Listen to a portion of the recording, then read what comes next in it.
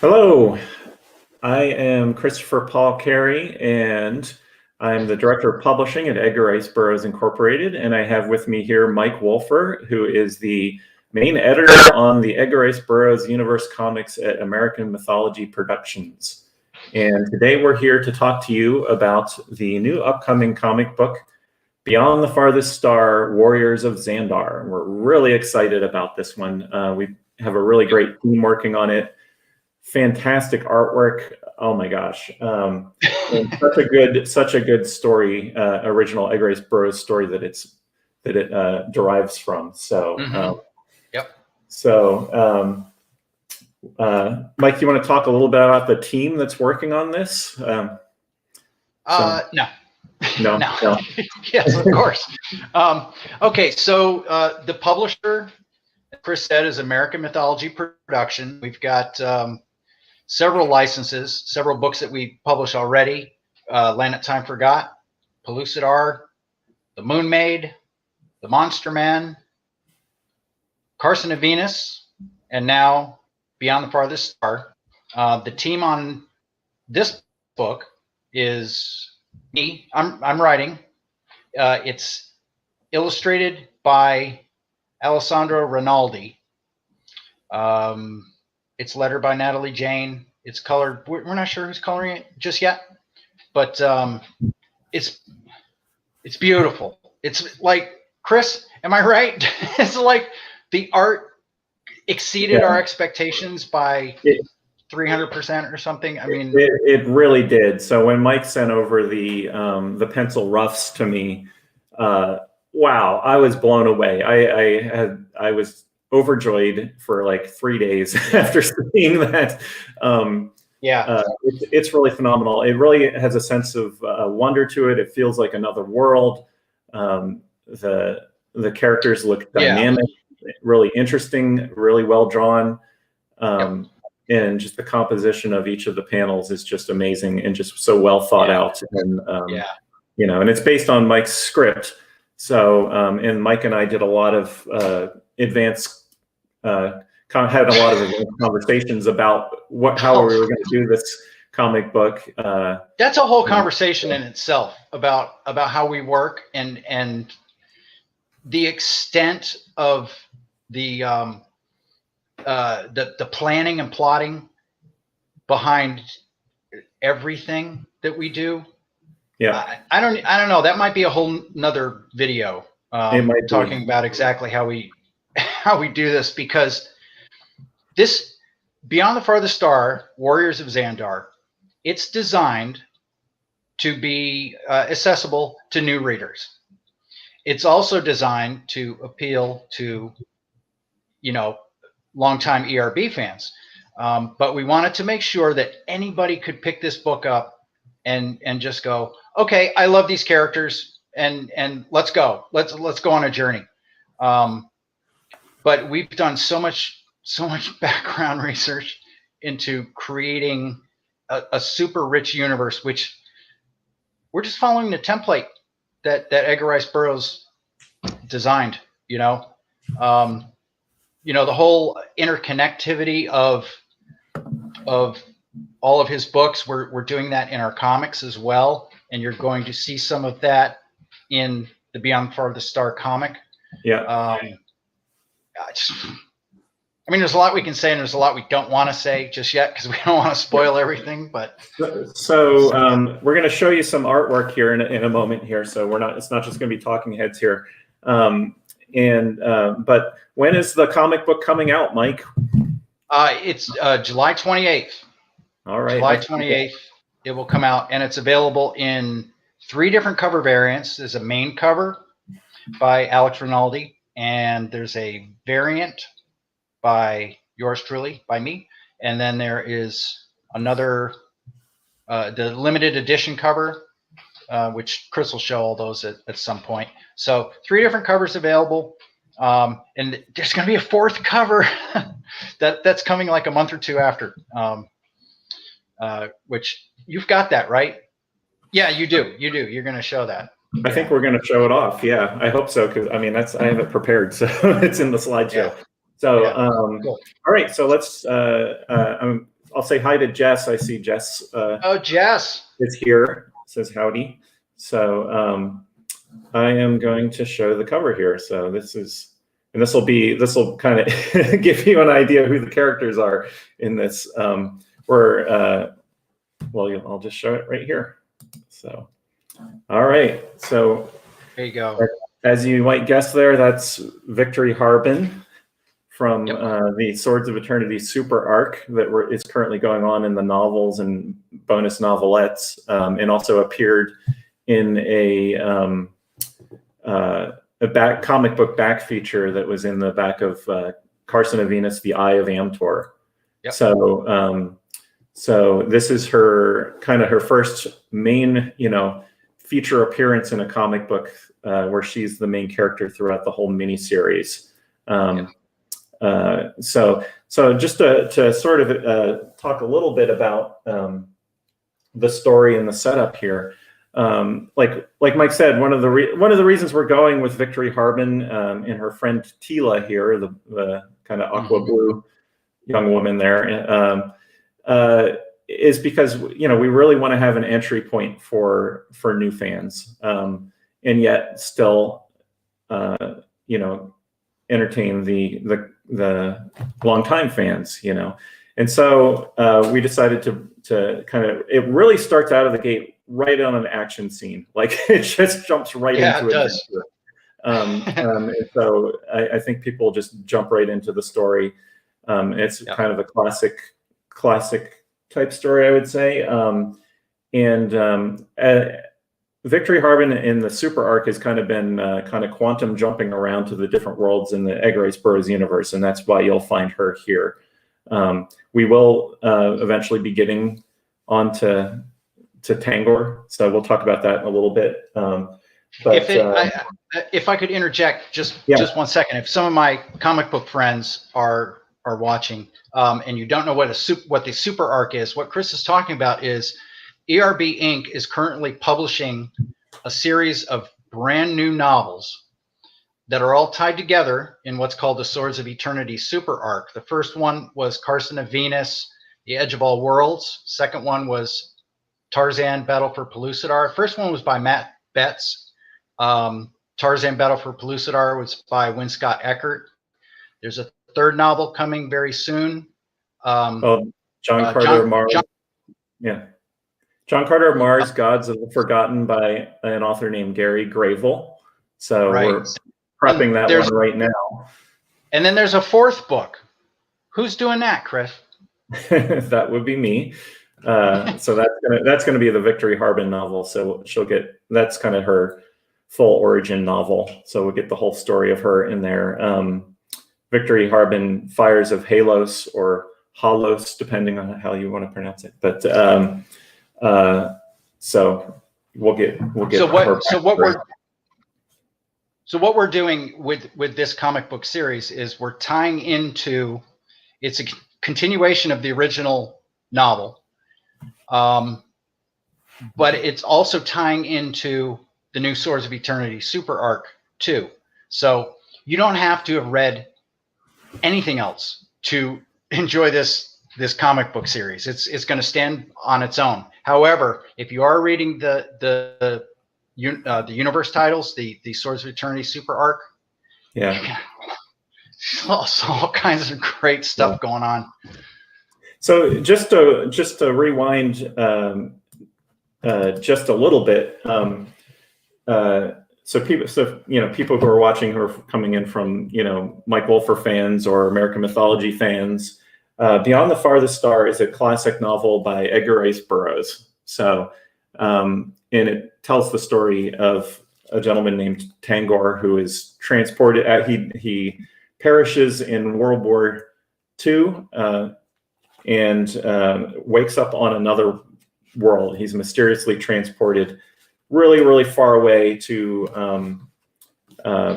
what is it, NGC 7006, which is it's actually beyond NGC 7006. So it's a globular cluster, and it's very, very far away, and it's a very strange solar system, it's a solar system unlike anything I've ever seen. It's a very original concept that Eggerichs Burroughs came up with.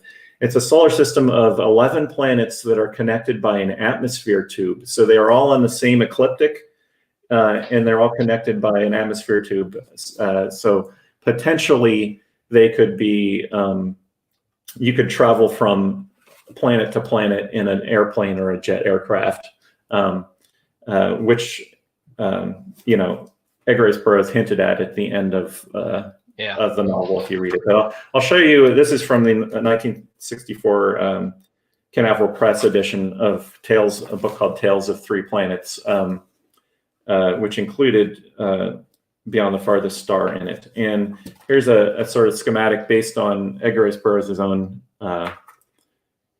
drawing of the solar system. So you can see they're all the planets are on the same ecliptic. Here's the sun in the center. What's really interesting, and so this is the atmosphere tube connecting the different planets. So you can go from one planet to the other. They're all in the same orbit. What's really interesting here is it's only only 1 million miles between the sun, which is called Omos, the Omos system, in the planets. So, by comparison, it's 93 million miles from our planet to our sun.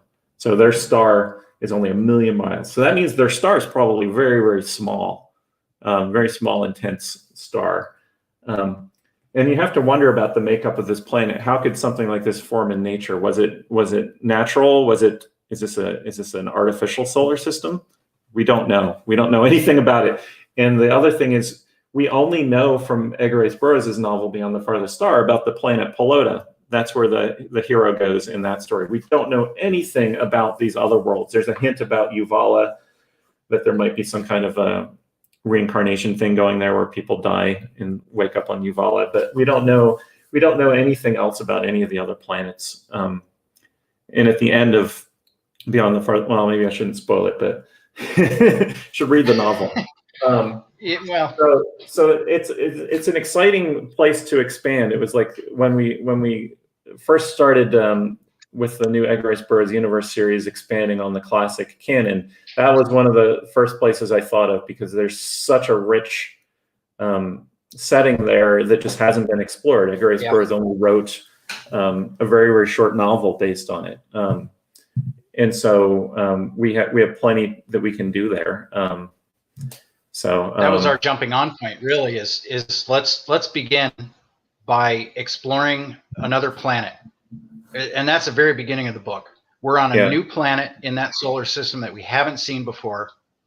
And, an interesting thing too, like Chris just said, that the story wasn't completed. There was supposed to be, how many, was there 2 more novels planned? Well, it probably would have been, so he published it was published in the form of 2 novellas. So one during 2 novellas, right. And then a second novella called Tangor Returns that came out in Tales of Three Planets. And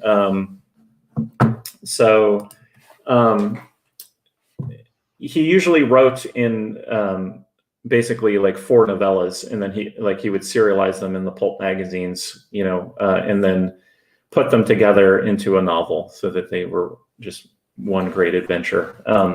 And so, likely he would have done that, but he wrote these. He wrote this in the early 40s, and World War II basically got in the way. He was on the Pacific Front as the oldest war correspondent in the Pacific Front during World War II, and so he had some other novels that got interrupted too. A Carson of Venus novel he had just started to write and wrote about 2.5 pages of, and then got interrupted. But so the story was never completed. So what we do with the series, we don't want to step all over what might come. I'm like, who knows? They may be completed someday. For that story. You have to be really careful with how we set this series. We don't want it to exclude any possibilities in the future. So one of the ways that we're doing that is by, okay, let's go to another planet. Let's set it somewhere else. Let's introduce some new characters also before yeah, Tangor is not in this first miniseries.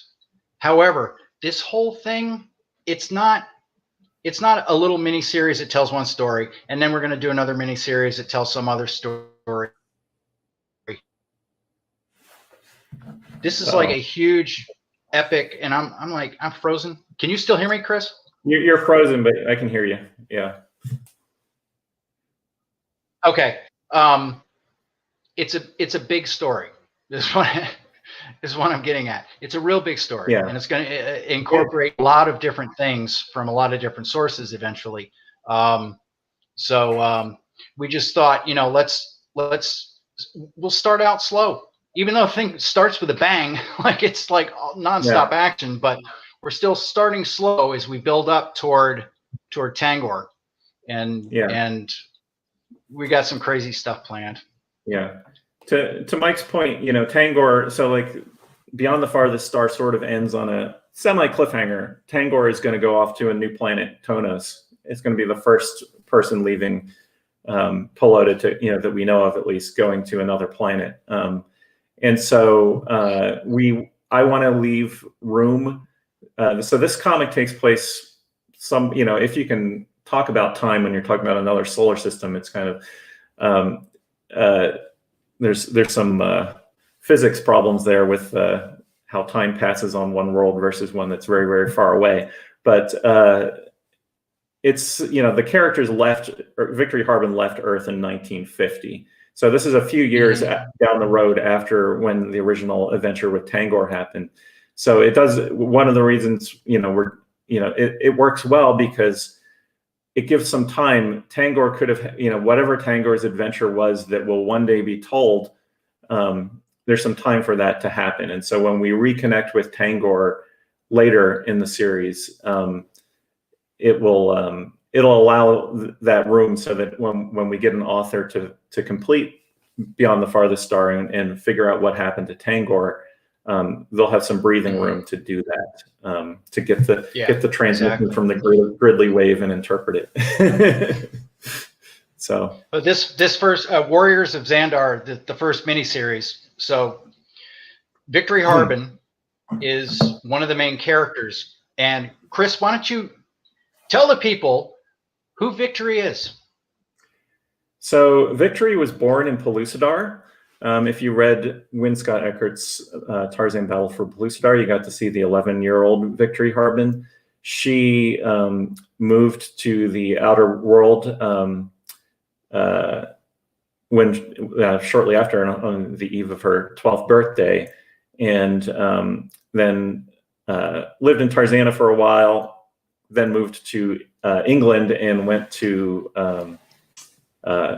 Oxford University, actually. So we're giving a stand-in for her college, and this is breaking news here. I haven't really revealed this yet. It's going to be in our novel, but Darkheath College is the stand-in we're using. That's Victory didn't really want to reveal to me what the actual college that she went to was at Oxford, but and she studied physics, and this was right after World War II, and so there was a huge demand for physics. So she took an accelerated track, which Oxford was offering at the time, got her bachelor's in record time, and then went on and got her master's degree at a very young age. So she's 18 years old and has a master's degree at the beginning of the super arc.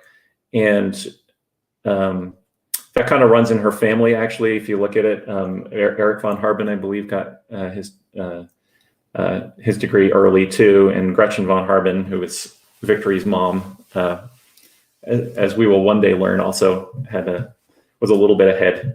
So it's a very smart, brainy family. So, so she, you'll have to read, my story, Pellucidar Dark of the Sun, to see how she gets, hurled across the universes. But she's essentially kind of quantum jumping. And Jason Gridley, who's one of the classic characters from the Edgar Rice Burroughs novels, is her godfather, and he's kind of went in the portal after her and is trying to find her, but so they kind of got separated. So But we have an all-new adventure here that's kind of standalone. It doesn't have anything to do with the super arc. Yeah, nothing at all. So you can just walk right into it. Yeah. This story just begins with Victory. She's on Zandar, and it just takes off. She's doing her thing. She's exploring for whatever reason. We'll find out a lot of backstory as we go along. But basically what happens in the first issue, she encounters an alien, alien to her, an alien race of really, really bizarre creatures called the Keelars. And they're stealing some tadpoles from a pond. And they've killed some other people. The aquamarine woman there with the white hair, Tila, some of her tribe were killed who were tending these tadpole pools. The Keelars have stolen them, and Victory just happens to walk in as this is happening, and she's like, I know a bad thing when I see it, so she wants to interject, and from there, it's just roller coaster. Again, I don't want to say too much, but that's the basic setup of the beginning of the story. And we're going to go to the Keelar city. We're going to learn about Tila and Victory, going to learn about one another. And the more they talk, the more we're going to find out about Victory, who she is, where she's from. We're going to learn the history of the planet Zandar and their beliefs and the people there. It's we've done a lot of work. Make sure that we are properly world building. Yeah, the aliens that the kind of antagonist race in this comic book series, they're really creepy. Like Mike, you came up with the design. It looks like something out of Alice in Wonderland. It's just really, really bizarre. And then what they're up to is just really, really nefarious. It's just really, really nefarious. It's terrible. It's really terrible. So you'll find out by the end of you'll get a taste of it by the end of the first issue. So yeah. So this is a cover that Mike Wolfer did here. Mike illustrated this cover, and who was the colorist on this? That was Bhakta Bahira. Oh, okay. And B's Studio, it's called. So that's the variant cover, and then here's the limited edition cover, which some clever fans might have discovered that by looking at this was originally the preview ad where we didn't even announce what the property was, that there was going to be a new DRB series. We didn't have the title on it. Yeah, and so it's, I don't know if anyone figured it out, but it's symbolic of the 11 worlds of the OMOS system there. So. And then we're going to have a special, hold on here, special, very collectible cover. This is going to be really limited edition cover with the Frazetta artwork, right? Is that right, Mike? I think it's limited to 100 copies is all they're printing. Yeah. So that's, none of these are up yet, but well, actually, I should say some of these are up for solicitation. I mean, you can order them into your the first issue anyway into your comic book store, right, Mike? They're on preview. If any of my comic retailer friends are watching, they're in the April previews for June releases, but this is an advanced solicitation. So the book is actually shipping in July, but it's in the April catalog for June releases. And here's a little bit of inside knowledge. If you want to get the super rare, the rarest edition of all, I think I know which one it's going to be. It's going to be cover B, which is the one that I drew. And the reason is because I've gone to Diamond's site. That cover image is not on the site. So, if you're a retailer and you want to order a book, would you order the one you could see the picture of or the one you can't see the picture of? So I have a feeling orders are going to be low on cover B unless they fix that soon. So, yeah. Oh, So, get that. Oh, go ahead. No, that's okay. I'm just we're selling myself. We're going to just show off some of the concept art here. This isn't actually art from the comic, but this was the original concept art. Yes. Here. So this is the Victory Harbin concept art. So he really knocked it out. These are by Alex Rinaldi. They're just he did a fantastic job. I was blown away when I saw it. He just really captured her, and Mike and I worked on Mike did the original sketch of her new outfit there, which there's a backstory too, but you won't find out about it until you read my book. But yeah. But because this is not how Victory is dressed when you see her in the Dark of the Sun backup story in Eye of Amtor. This is not how she's dressed in any of the novels we've seen of the Swords of Eternity super arc. Where did this outfit come from? We'll find out eventually. We'll find out. But I'll give a hint. It's a world that Edgar Rice Burroughs has mentioned before. But then we have the Tila artwork. This is the preliminary artwork. I think she looks a little bit different in the final artwork. Yeah. We made some adjustments to her face. Yeah. But Tila is a great character, and I like the sort of tension between Victory and her, and sort of how their relationship grows as time goes on. As opposed to when they first meet. So it's not pretty. They don't get off on a good foot together. So and then here we have a shot of both of Victory and Tila together. So really fantastic stuff. So But all right, what else do we want to cover here, Mike? I think we've pretty much covered everything that we had in our thing. So can you see the comments, Mike? Yes. Okay, you can. Okay, just wanted to make sure. So someone here wants. I'm just gonna. Can I put these up here on here? Yeah. Someone wants to know if you could do graphic novels of Philip Z. Farmer's Tear Scattered Bodies Go.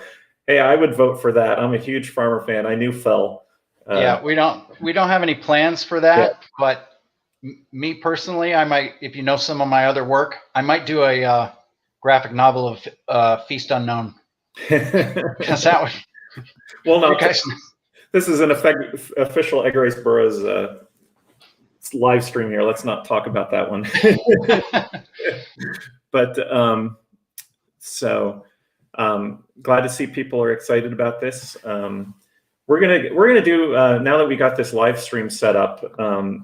We're going to be doing, both Mike and I and my team at ERB Inc. doing a lot more live streams because it's just so easy to do. Yeah. And Mike and I in particular are going to have a series where we're just going to, all the new miniseries that come out from American mythology, the ERB ones, we're going to do previews for you and talk about them. So we have another one that I'm really excited about because it's based on an outline that I wrote a few years ago that Mike did the script to. Do you want to tease that one, the title of it at least?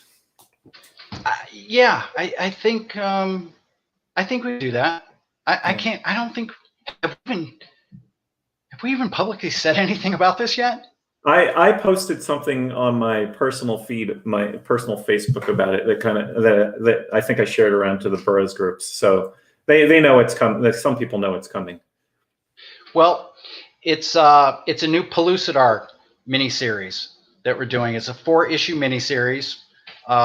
It's drawn by Miriana Puglia, and it's called Pellucidar Across Savage Seas. So, and as Chris said, it's based on an outline that he did. What was that called? What the outline was called? Yeah. I think I was just calling it Lost at the Earth's Core or something like that. I didn't really have a. Yeah. Yeah. polished title for it, but that was my working title. Yeah, So, but Chris was going to write a whole novel, and then other things came up. yeah. So I ended up writing Swords Against the Moon Men because Jim Solis had a Pellucidar novel in the pipes already, and so that got put on hold. And so now we have an opportunity to do it in a comic book. But we'll talk about that more later. So we have a comment here that I can answer. So Robert Junker asks, when is the next Super Arc book coming out? That would be Gary Gravel's John Carter Mars, Gods of the Forgotten. I am actively working on that right now. It's coming out a little bit later than I was thinking it would. I thought it was coming out this spring. It'll probably be closer to this summer, but it's really good. I'm about to turn over my edits to the author probably tomorrow or the next day, and then he'll do revisions, and then we'll get some more edit passes in, and then it'll go to layout, and it's really a good story. So a lot of callbacks to classic John Carter canon. So it'll be the first John Carter book written, first actual novel about John Carter proper, other than Will Murray writing about him in Tarzan Conqueror of Mars, which is a great book. But this will be the first one where he's the title character in it, since Edgar Rice Burroughs wrote his books. Skeleton Men of Jupiter, I guess, would be the last. So so that's coming soon. So we're working on that actively. We have a bunch of other books coming out from Edgar Rice Burroughs Incorporated, from our publishing program. Some that we have not announced yet. So or that have been on the radar for a while but haven't been formally announced. So and some great cover art. I've got Richard Hescox, and he's just turning over some really fantastic stuff. If people who don't know Richard Hescox, he did the covers back in the early 90s for the Carson and Venus books, and they were some of my favorites, like right up there with the Michael Whalen stuff. And and he really knocked me out of the park. So I can't wait to preview those. So we have some other questions here. So Jess says, how about a comic book version of the original Beyond the Farthest Star story written by ERB? I believe such a rendition was done some years ago. Always room for another. I mean, I think that's a possibility for sure. It's currently being done, being adapted on the ERB online comics too, as I'm sure Jess knows. But it'd be neat to get a print one someday too. And then any plans for Lost Continent Beyond 30 comics? I know I've discussed it with your boss, Mike, but I don't. That's nothing right now on the table. But we're certainly always looking for getting that out. That's one of my favorites. That's a great standalone book. I have thought about also doing, continuing it in prose fiction too, because it's a whole world, a whole future kind of alternate world. It would kind of have to be slightly one universe over from the ERB universe, because it really doesn't line up exactly the history of that book. That's one of the few oddballs in Edgar Rice Burroughs' work that doesn't actually fit into to this, like, the same universe. And let's see, Jess says, John Carter did make an appearance in Swords Against the Moon. That's true. I also wrote about John Carter back in, when did that book come out? 2017? 2017, I think it was released. So yeah, that was so fun writing about John Carter. And then having John Carter and Julian from that series fight side by side, storm the castle, as it were, together. And to see John Carter's viewpoint, see John Carter from somebody else's viewpoint, from another Burroughs hero's viewpoint. That was so fun to write.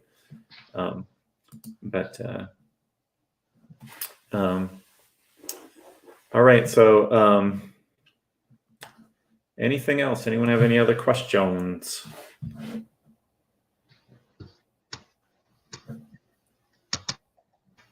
So we can wrap it up here. But like I said, we'll be doing these. This has gone, what are we into, 34 minutes now? So this has gone longer than we had anticipated. Yes. We're really going to try to keep these short and sweet, maybe 20 minutes or so. So I think we're done here, but stay tuned to our Facebook account, the Edgar Rice Burroughs Facebook account, and we also have the Edgar Rice Burroughs Universe Facebook account. There's also American Mythology Productions has a Facebook. But we will be doing more videos in the future, probably really soon. I think we're going to do that one on Pellucidar Across Savage Seas really soon, because we have all the covers for the whole series. So that would be a great one to preview, and I'd love to talk more about that.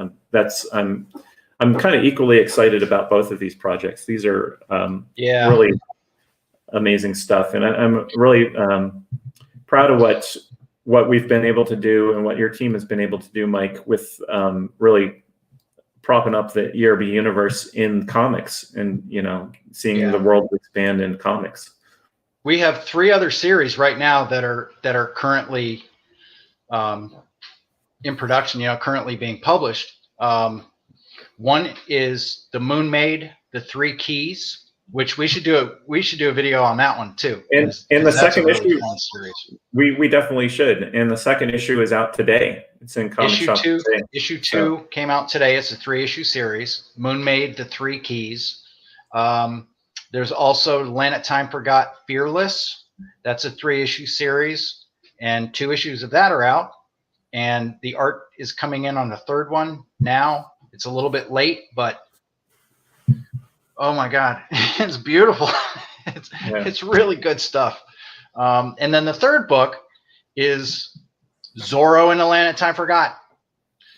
Issue 4 of that will be out soon. It's going to be going to press either this week or next week. So it'll be in stores in a couple of weeks. That's a 4-issue series. I just did approvals on that last night. It was very, very good. So Land of Time. I guess I should have checked my email. You didn't check your email? Oh, it's waiting for you. So how did I miss that? No, I very much enjoyed it. There was one thing that made me sad, but in a good story way sad. Like, oh, wait a minute! I did see. That's right. I did. Yes. I liked the way the story don't ended. worry, Chris. I'll tell you what happens, and we'll everything's gonna be fine. Yeah. So lots of good stuff coming in the comics. We have stuff coming in the books too. There's a lot of stuff. Oh, there's Jeff Marriott. We have some. Oh, Jeff and I have been talking a lot lately, so we'll deal with that maybe in a future live stream. But yeah, we have lots of stuff coming up. Lots of stuff that we haven't announced as far as the book series, and that I'm bursting at the seams to talk about, but I don't want to just yet. It'll have its own time. So, yeah. So that's pretty much it for now. I think we'll sign off. So thanks everybody for joining us. And yeah, thank you. You guys all take care. Until next time, we'll be in touch via the Gridley Wave. So. Oh yeah, that's right. Signing off. All right. See ya. Bye.